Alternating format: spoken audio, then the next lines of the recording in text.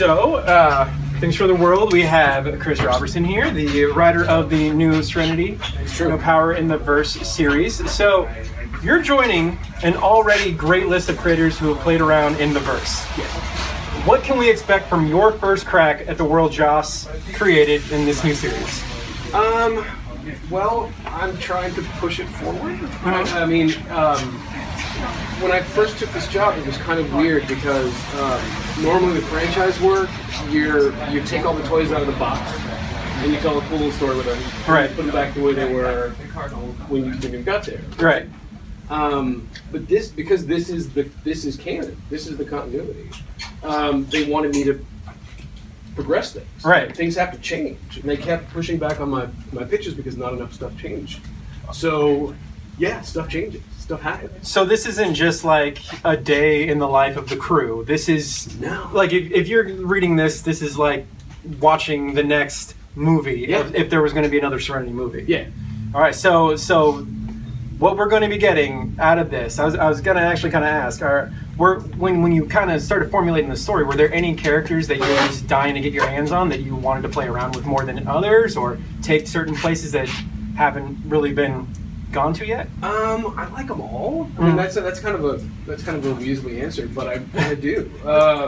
I was a huge fan of the show from when the Train Shot first aired. So Out of Order.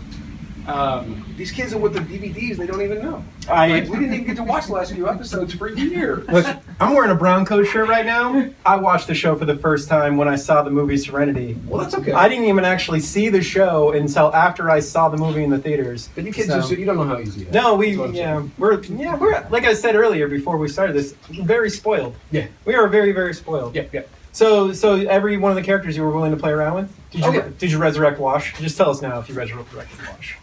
Or book? No? But maybe see them? Okay. Maybe a little flashback or some fun They're memories. still very much part of the fabric of that crew. Okay, good.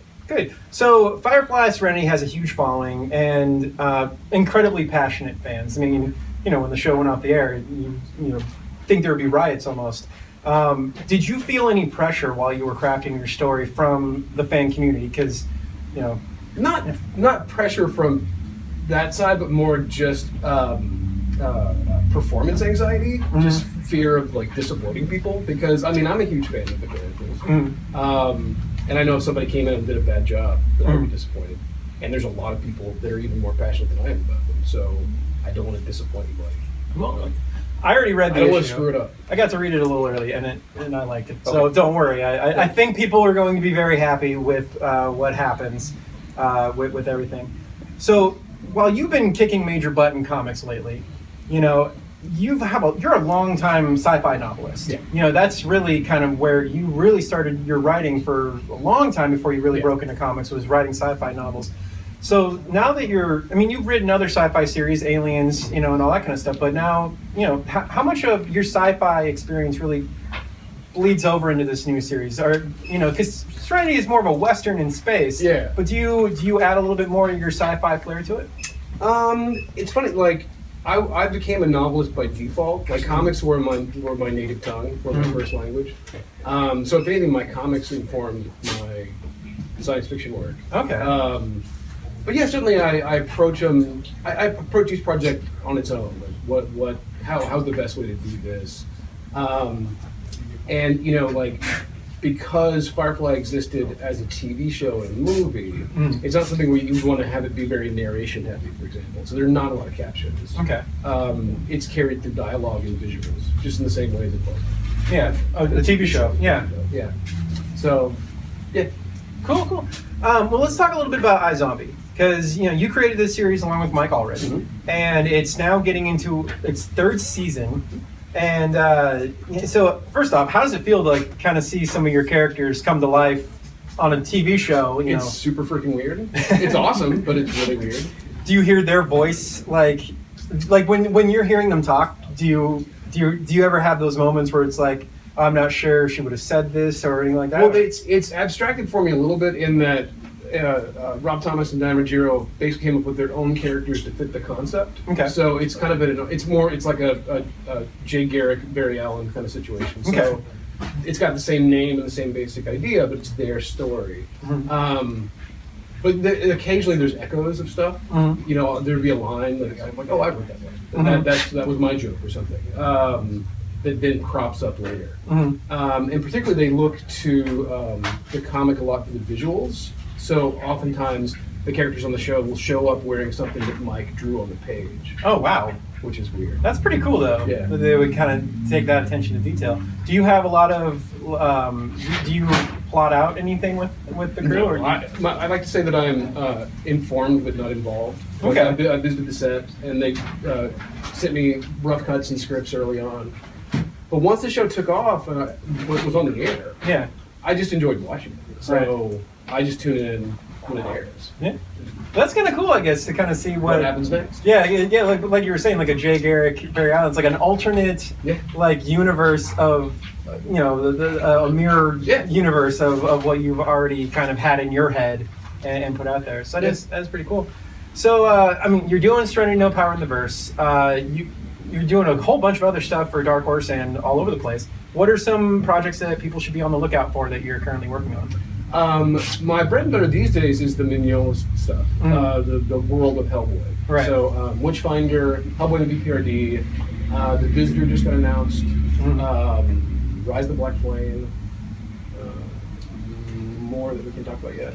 You have a new novel that just came out too. I have a new novel that just came out this week. Yeah. It's called Firewalk. It's a prose novel. It's just words. And it's in Fire bookstores. There you go. Well, I definitely want to turn it into our wonderful audience. If you have a question that you would like to ask Chris, go ahead and raise your hand.